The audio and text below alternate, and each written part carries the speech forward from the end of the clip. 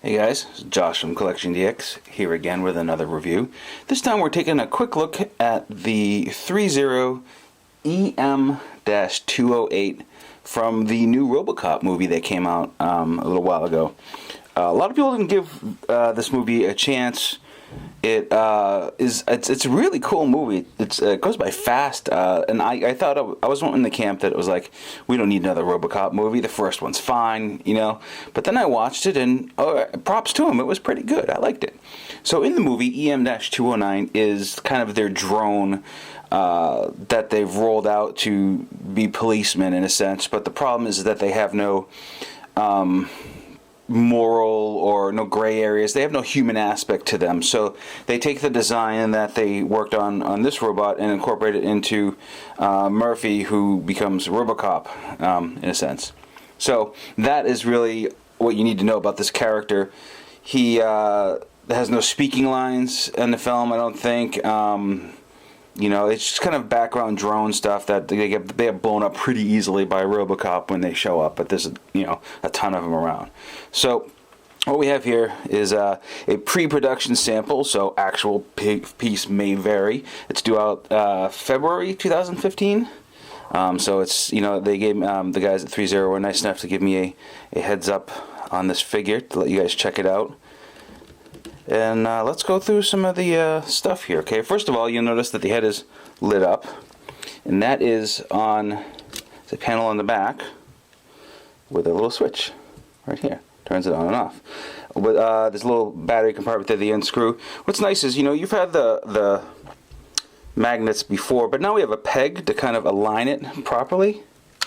So there's no issue about how it is going to be displayed.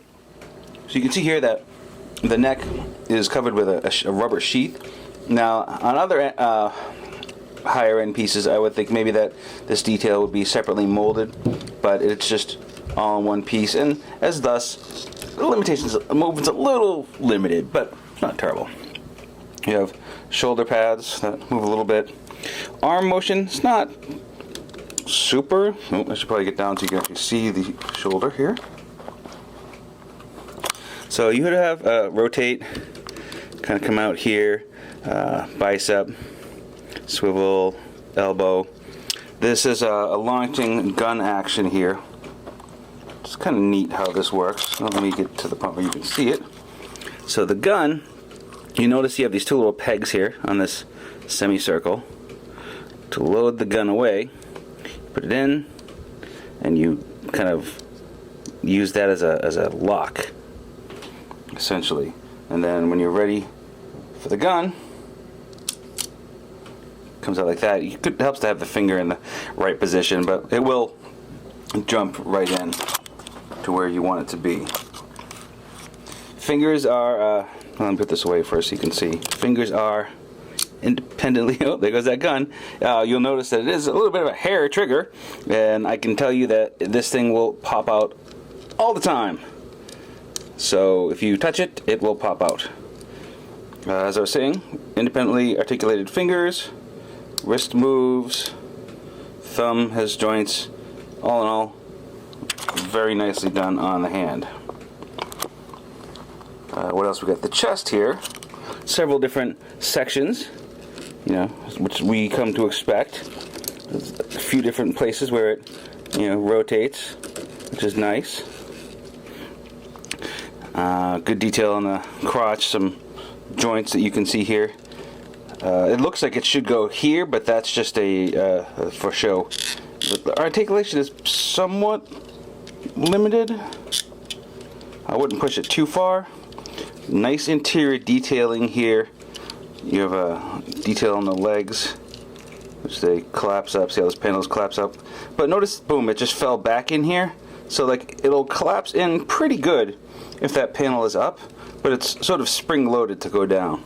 And another thing I want to mention about the legs here is that there is a kind of spring-loaded panel here. If you can see, it doesn't even do anything, just look cool.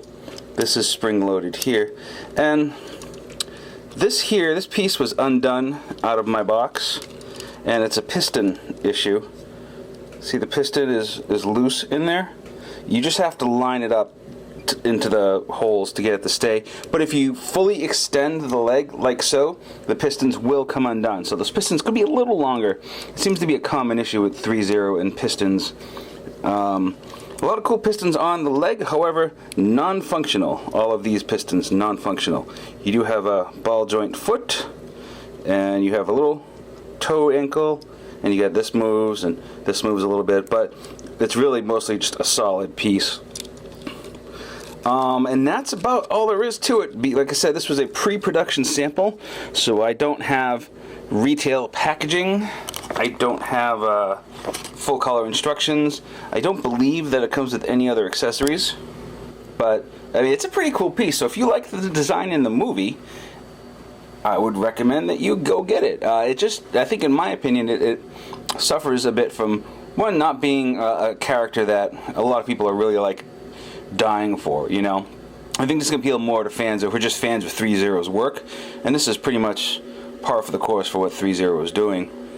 I wish it came with some accessories, you know, and I think the arm guns are a little bit of a hair trigger, but that may be due to this being pre-production on mine. They may iron that out before a full retail release. So, that's my review of the ThreeZero EM, what is this, 208? 208. Yes, I get it confused because there's a ED-209, which we know is the two-legged chicken walker, so I get confused sometimes with the numbering. A little number dyslexia going on with me. But check it out, ThreeZeroStore.com. This is Josh from CollectionDX. We'll see you next time. Thanks.